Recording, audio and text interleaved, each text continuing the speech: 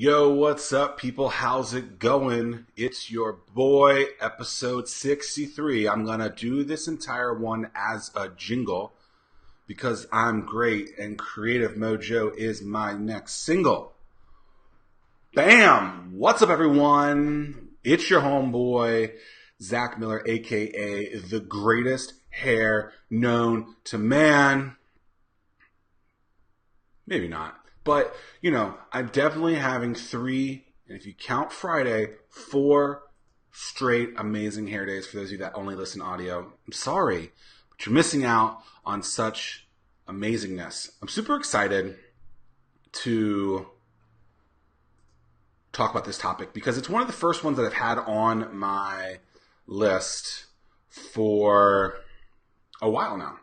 But I didn't necessarily know how to explain it. I didn't know how to go into more details with it. And then I thought of it kind of in a different way. And so what I had originally written is basically how, and I think many of us are in like this creative prison, or we're in this prison. And I don't mean like a physical prison, but like the metaphor of prison or in jail or being held back.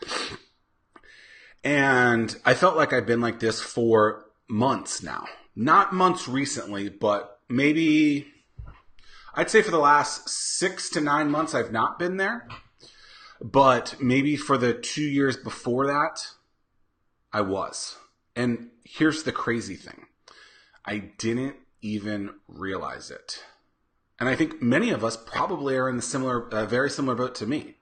So and if you never knew this, here, spoiler alert, here's some news. So for over 5 years, I had a, 5 or 6,000 square foot office in a downtown.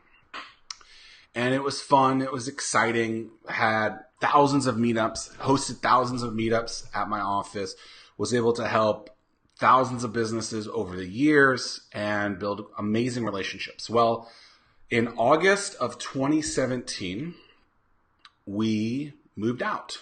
And it was a really interesting scenario because I knew that I wanted to move out. Because, sometimes just in your gut, you realize that like you're ready for something to be done. And so we moved out. And so Dave decided that he wanted to move to Denver. And I was like, you know what, maybe it is time. And so for the years, we had been looking at different places. And then ultimately, I kept hearing this thing through people like Erica McManus through Mad Skills and several other friends talk about remote work or working. Telecommuting is the crazy word. By the way, I almost did a podcast at one point and was going to call it telecommute or something like that because I thought it was such a randomly old word that I thought it'd be amazing. Didn't do it. Obviously stuck with this.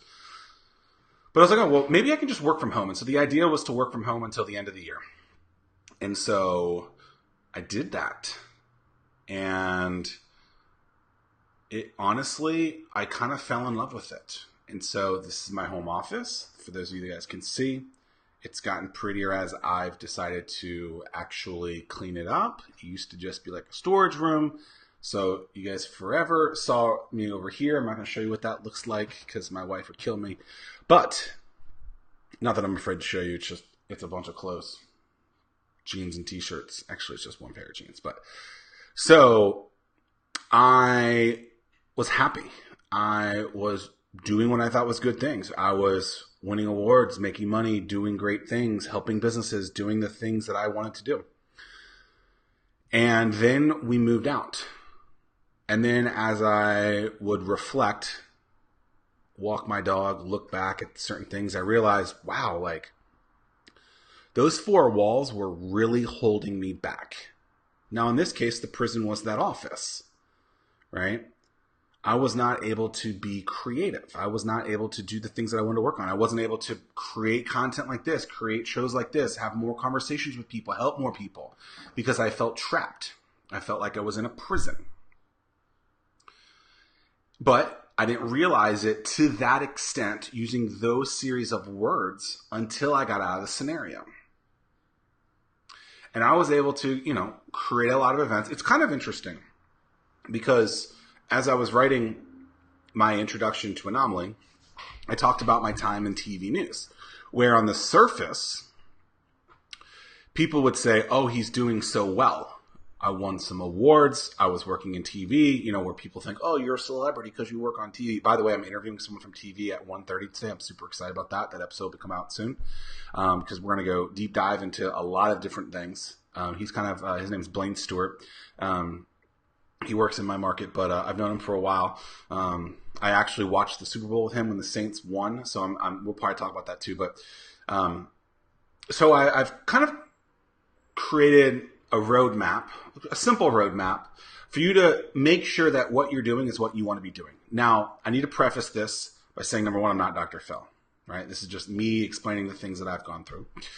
But number two is understanding that everything that I'm saying you have to take with a grain of salt, and that you have to understand that I'm not saying, like, do these things instead of having your career, because sometimes, most of the time, right, it is very freaking difficult to just make ends meet, right? To just live. And so some of the things I'm going to tell you, you have to figure out how to do that in your own kind of way. And oftentimes it does not mean to leave your, quote unquote career because you need that stable income, right? It's the same reason when I'm talking to someone that's thinking about starting a business, have you even tested this a little bit? And when they say no, I go, well, you should probably test a little bit of it to make sure that you even enjoy owning a business, because if you don't have to really start a business. Okay. So a few things that are on my mind about this. So sometimes, again, you cannot move on. You have to have that career, but you can change your mindset. I had a pen. You can change your mindset. This is what I'm adding.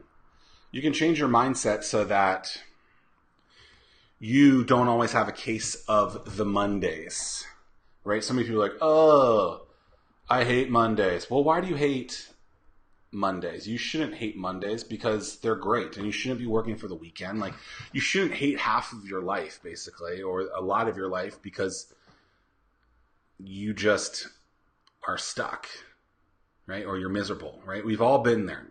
Don't lie. We've all been there, right? So do a self-evaluation and figure out, what steps you can take. Now, here's a couple of ideas that I have on ways that you can stay in the career that you're in, but then create some sort of side pieces, side love to make it so that you aren't as miserable during those times. And I think, honestly, it would help you with everything. So like when writing the book, it inspired me. It helped me find different topics to talk about. It gave me opportunities to meet new people. And that was, exciting and rewarding. So number one is find a hobby. I don't think those hobbies have to cost a lot of money. It could be going to the craft store and building crafts, riding roller coasters, reading books, swimming, working out. Eating a lot of food at food challenges. Find a hobby. I think that's something that most people forget about. We have hobbies when we grow up, right? We're spending the same amount of time at school as we would be at work. Yet when we're at school, after school or after work every day, what do? After work, we go home and be miserable. After school, we go home and we play. So finding a hobby is finding things to play. Maybe it's Fortnite, right? I hear Fortnite's this crazy thing. I've never played it. I tried downloading it here's the thing. I was going to do an episode on Fortnite. If you guys haven't heard about it, it's like the hottest game in the world right now. I was going to do an episode on it. So I went to download it. Number one, it was going to take 20 gigs on my computer, and I just wasn't going to do that. I just sold my Xbox, which I really wasn't playing anyway, maybe 6 times a year, so I couldn't play it there. So then I downloaded it on my phone, and I went to play it, and they're like, your phone sucks. It's not going to work. So guess what? I don't have Fortnite, so I can't talk about it. But maybe you play Fortnite. Whatever it is, just get you out of the zone of being miserable, right? In the past, when I worked in TV news, that meant I went to the bar. Not a good thing. So instead, do something different that's more rewarding, right? Crocheting, playing football, riding roller coasters, whatever it might be. Find a hobby. That's number one, numero uno. Number two, keep coffee handy. This whole like don't clean the cup thing, Tim Ryan style, it's really getting to me. That hobby also has to be something other than your job. And I think you probably should separate yourself from people that were in that career with you, because you don't get to really understand. You don't really get to understand, or your mind, again, I'm not a psychologist, I'm not Dr. Phil, but you oftentimes can, think about the people that you're with there, and then they start talking about work, and you're trying to separate yourself from that. Then it keeps you out of that creativeness that you're trying to get. Get out. Number 2, 2.5, 3, however we're numbering this. Get out of the normalcy. Normalcy is a word. Right? So normalcy is like, don't do what you're always doing. Because when you do what you're always doing, guess what happens? You do the same thing. You do the same thing, right? If you do the same thing over and over again, what happens? So if you're miserable in a place, start putting yourself out of that place. Maybe in the middle of the day, go on a walk, right? If you live, in a downtown area, maybe there's a trail that you can go on. Maybe you can ride your bike to work, right? Maybe that hour drive could be actually like a 30-minute walk because you're not getting stuck in traffic. Getting out of the normalcy, right? Creating a habit is something that's apparently difficult for most people. But if you create a routine around that, that's different than being in that miserable place. Understand that I'm saying two different things here, right? So I'm saying if you're miserable in the situation that you're in, get out of that normal piece. But you probably can't quit your job, so you can't do that. But find a different way that during lunch, you can do something different. After work, before work, you walk to work. You ride your bike to work. I've been trying to ride my bike to the gym, to meetings when I have meetings. I was going to ride my bike to a meeting with Matt Tuttle yesterday, but it was raining, and I had to ride the ferry, and so I just decided to drive. By the way, I got my Jeep back, if you guys didn't know that. So get out of the normalcy. If you continue to do the same thing over and over again, and this is not contradicting what I'm saying by sticking with something, by the way. When you've heard other shows, when I talked about sticking with something for the long run, I'm talking about something completely different. If you believe that you might be in prison, if you might believe that you are trying, that you cannot get to where you want to, do little baby steps to get you out of that normalcy, right? Because if you don't, the same thing is going to happen over and over and over and over and over and over again. Let's say you're super miserable in your career, but you know you're better. Ask for a switcheroo. It's not my own word. I made it up. I did not make it up. I'm sure I stole it from something. Whoever created that word, I appreciate you. Thank you. But just ask. Right? I'm reading this book right now called Profit First. It's pretty interesting. I'm not reading it. I'm listening to it. It's by Mike something. It's pretty interesting. And he says something along the lines of, when you go to your bank, ask them to get rid of some of the costs that you, like minimum balances. So he has this whole process where he thinks that you should pull your profit out first. I am going to start adopting it. It's pretty cool stuff. But he says banks are going to try and charge you a monthly fee. Ask them to say no. That's a switcheroo, right? Do things differently. Instead of working 9 to 5, work 8:30 to 4:30. Or ask to work from home one day a week. Whatever it means. Oftentimes, communication is all that's missing, and the person will say yes. And finally, I already said this, change the mindset, aka case of the Mondays.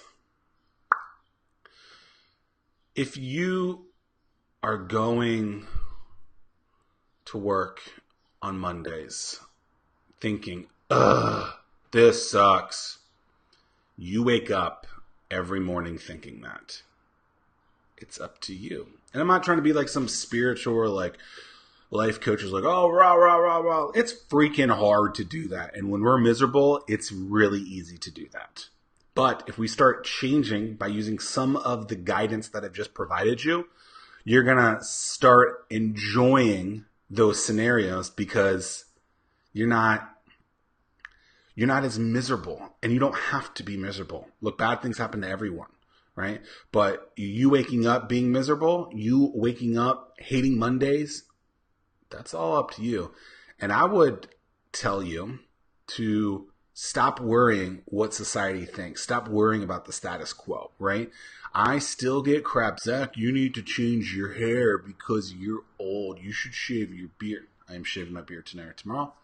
It's getting to that point where I'm playing with it too much. You've seen me do that. You should wear a suit. You know what? I really don't care that you have that opinion of me. It's not that I don't respect you and I don't respect your opinion. This is my life. I live it once. It's your life too. You live your life too. All right, a big announcement that I have. It's not a big announcement, but I turned in the first final draft to the editor late last night. I also sent it to the publisher. So we're getting close to a release date that I still don't know. But as soon as I know about Anomaly, I'll let you guys know. It was fun. It's been read a lot. Got some good feedback from people. I had some people that I thought were the target customers read it. They made it better by providing a lot of feedback. I like to think the people who have read that, you know who you are. And it's good because, sometimes you need to get that second set of eyes on something. And it was nice to have that. So I'm excited that we're getting to the point where on my part, I guess it's done from the book. Almost done. Obviously the editor's going to ask me to do a couple other things. Publisher's going to ask me to do a couple other things with it. But then it's just going to be about getting it into your hands, which is going to be super exciting. So if you guys want to check it out, startwithhatch.com/Anomaly. That's ANOMALY, Anomaly. It's the book I wrote. Took longer than I thought. I thought it would take a month. Did technically take a month to write, but then about 70 days of massaging. Other people reading, etc. But it's gotten good, and I'm excited to get it out there. So check it out. Pre-order it at that link I just sent, startwithhatch.com/Anomaly. And if you guys have questions, let me know. Look, we all have been in prison before, and it really freaking sucks. But the only way to get out of it is to evaluate yourself, understand why you're there, and do things to make your life better. Because if you want your life to be better, you have to address that something's the matter. And oftentimes, we don't even realize that it's going on. Just like I did when I was having a huge office. All right, that's it. Episode 63, I think. Zack Miller Live. I'm out. Appreciate y'all. Peace.